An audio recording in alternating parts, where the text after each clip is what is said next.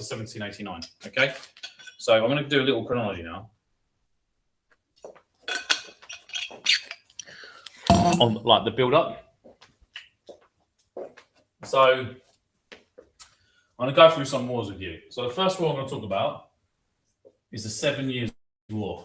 Okay, now this is weird. It's like a global war. It's like World War, but before, like, we called them World Wars. All right, and mainly it's between the British and the French. Okay,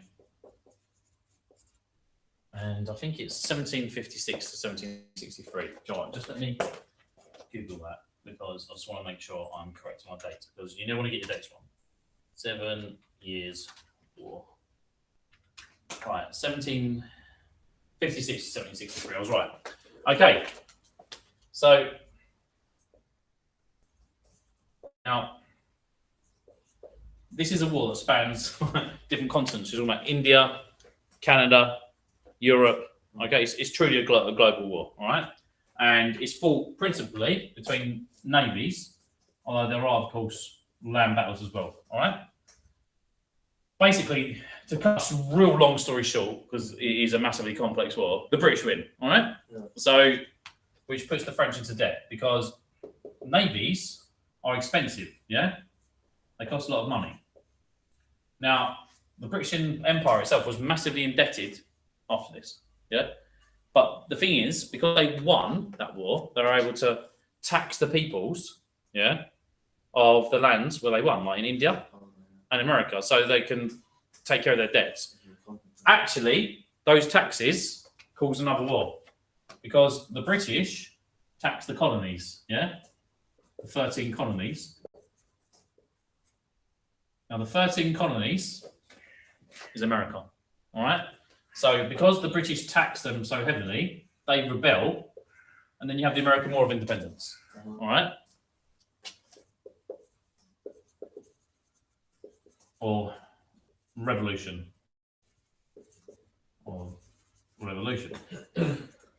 And, excuse me, again, just want to get my dates right.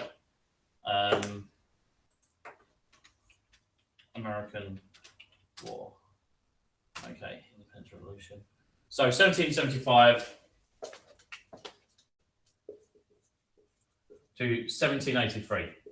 Okay, now the King Louis, I'm going to talk about in a second, the 16th, who's obviously a major figure in the French Revolution, as he's rebelled against and eventually executed. He chooses to back this war, despite the fact that France is in massive debt. Yeah, so despite the fact they're in debt, he thinks, well, Joe, what? My enemy's enemy is my friend. Okay, and so he gives a lot of, basically, they turn the course of the war. The French are massively impactful. They genuinely turn the course of this war. Yeah, for the Americans who are rebelling against the British, because the Americans, this war, the American colonies, they were actually losing to begin with, and the French give them a lot of money. Now, the French themselves accrue 1.3 billion livres in debt. Okay, so they accrue a lot of debt over this, and the Americans never pay them any money back. Right. Anyway, so they get into more debt. Okay, even more debt.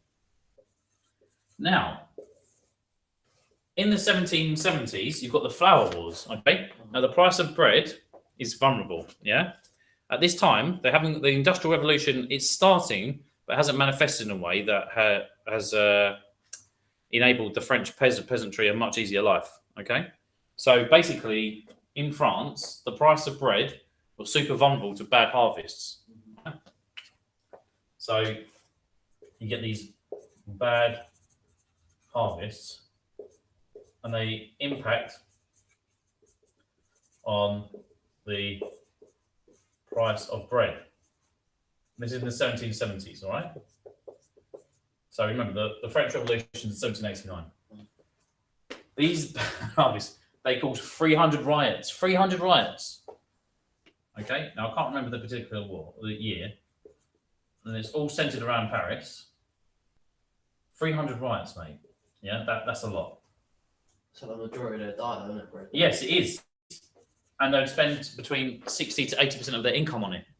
Yeah, They've not got it, they can't. exactly. So these are called the flower wars, but really, this really could have been a revolution itself, but it just didn't manifest in one. Okay, so basically, you can see France is in a bad way. All right, they've got all these debts.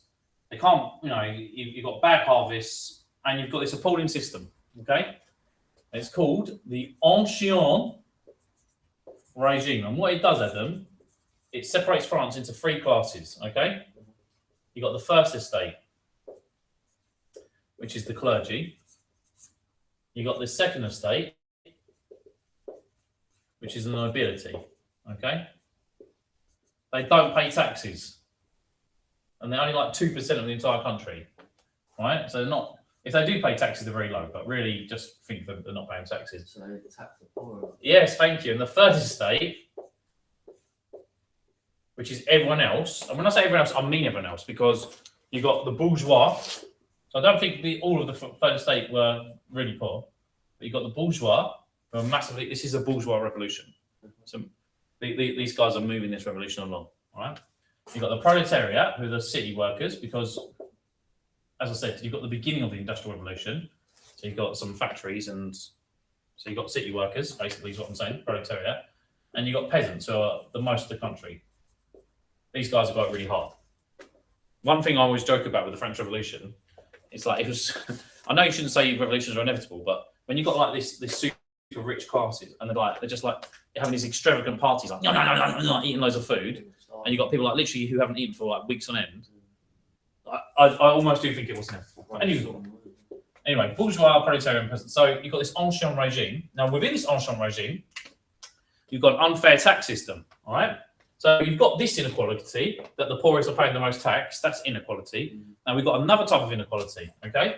We've got something called the ferme générale.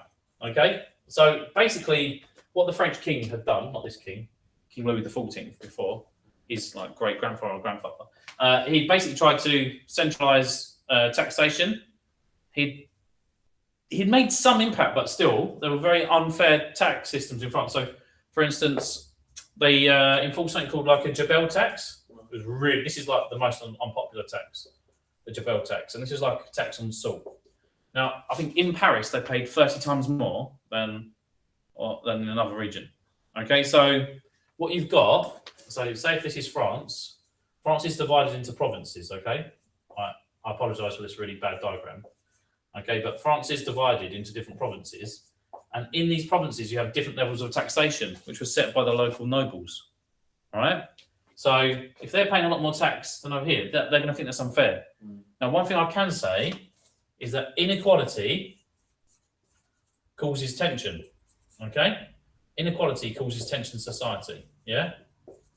So the fact that these two estates are massively privileged, and the fact that you've got two different levels of inequality. That's what I'm saying, and it's because of this ferme générale and these unfair taxes, like a salt tax. That salt tax really annoyed.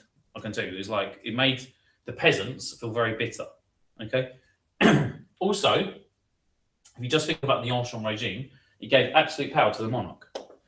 Now that can be weak, especially if you've got a monarch like King Louis, there's a 16th, who just basically wasn't cut out for leadership. Okay, and he also marries an Austrian, right? So he marries a woman called Marie Antoinette, and the Austrians and the French were basically enemies for a very long time. So she's very unpopular because of her nationality, but she also is extremely extravagant in her parties. So she is called Madame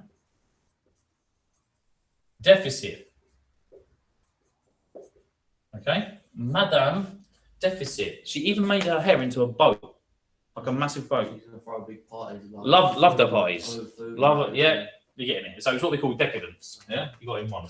So she spends a massive amount of money. Also, not to be too adult, but she didn't have sex with the king for ages after they married. So she was accused of having affairs, which doesn't make a queen very popular to the native people. And I'll stop this video again because there's other factors that I need to consider. Was he a child? Was he a bloke? No, he was a man. He was a man, and he was a. All right, stop recording. All right.